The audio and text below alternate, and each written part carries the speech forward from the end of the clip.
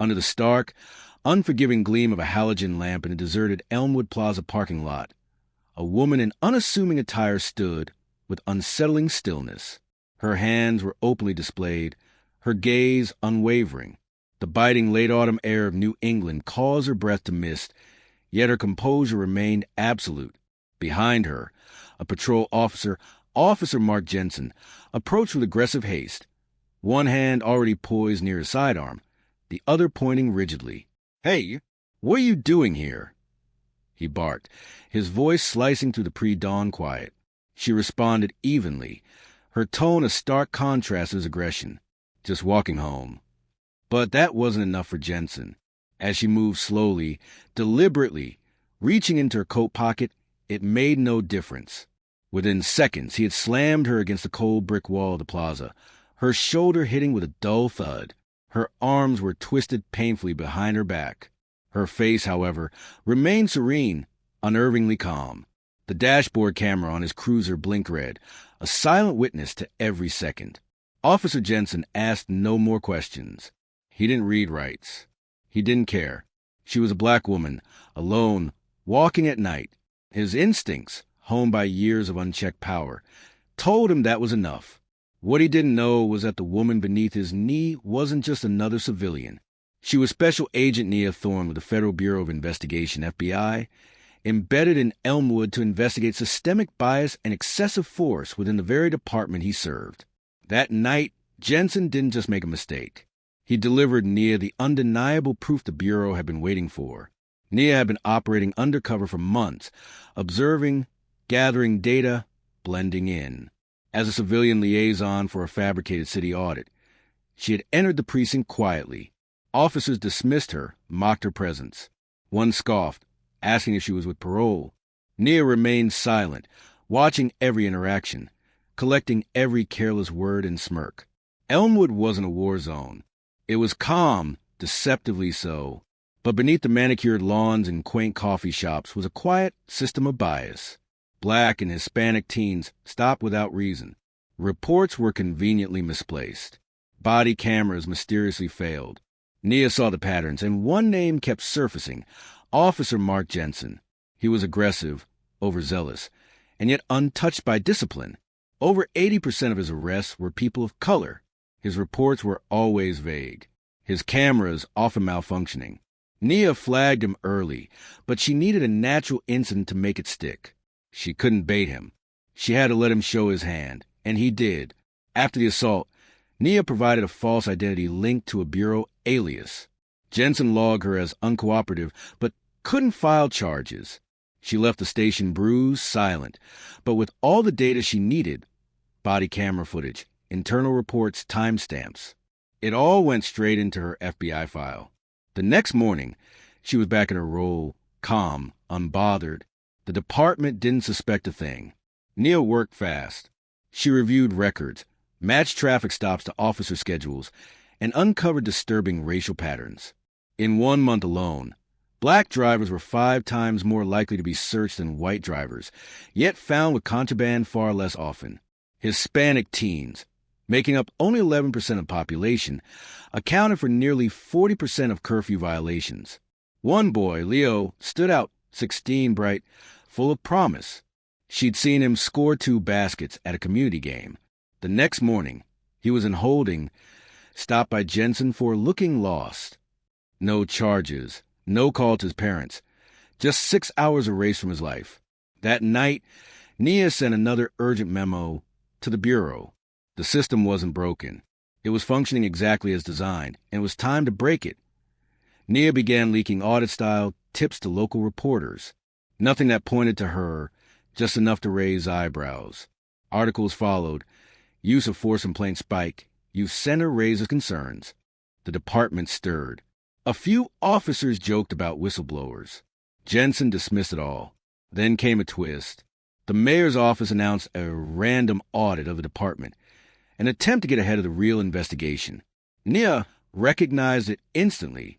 Damage control. If they controlled the narrative, they could sanitize the numbers and bury the truth. She couldn't let that happen. The Bureau urged patience. But Nia saw a window closing. So she made a decision. She leaked the footage the moment Jensen slammed her into the wall. Unedited, raw, undeniable. She sent it to an independent watchdog group with media ties. Within 48 hours, it went viral. And suddenly, Elmwood was no longer in control. The video didn't need to name anything. Everyone had just seen it. A white officer slamming a black woman against the wall because he thought he could. Inside the precinct, tension swirled. Conversations died when Nia walked in. Officer Jensen, oblivious or overconfident, grew louder, more vulgar, more dangerous. One night, Nia followed him off the record. She knew his rhythm. He stopped a black teen biking home from work. Asterisk, asterisk, Malik, asterisk, asterisk, 16. Jensen claimed no rear reflector. Dashcam later showed it clearly attached. Still, he made Malik empty his pockets, sit on the curb, and justify his existence. Nia filmed everything. Later, she met Malik privately. When she told him she was part of an oversight team, he hesitated. My mom says, never talk to cops. Nia answered quietly, that's why I'm not one, not in the way they think. She filed a formal request for Jensen's suspension. The report was airtight, video, timestamps, policy violations. Her FBI supervisor warned her, you're burning your cover. But Nia had seen enough.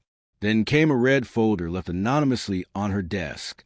Inside were complaints the department had buried. Sexual misconduct, hospitalizations, undocumented stops. All involving Jensen. Cross-reference dates didn't exist in the city log. Erasure, systematic and deliberate. Nia assembled the dossier. This time, not just on Jensen, but on the command structure. Who had signed off, who ignored, who enabled.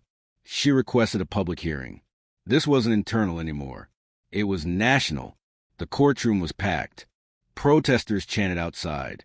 Inside, the city attorney tried to keep it procedural. Nia didn't allow it. This isn't about one officer, she said. It's about a system that taught him no one would stop him. She played the footage. Malik stop, the parking lot assault, missing body camera clips, internal emails from officers begging to avoid Jensen. The final blow, a forgotten training evaluation. Jensen flagged for poor impulse control and never followed up because the responsible officer was now the chief.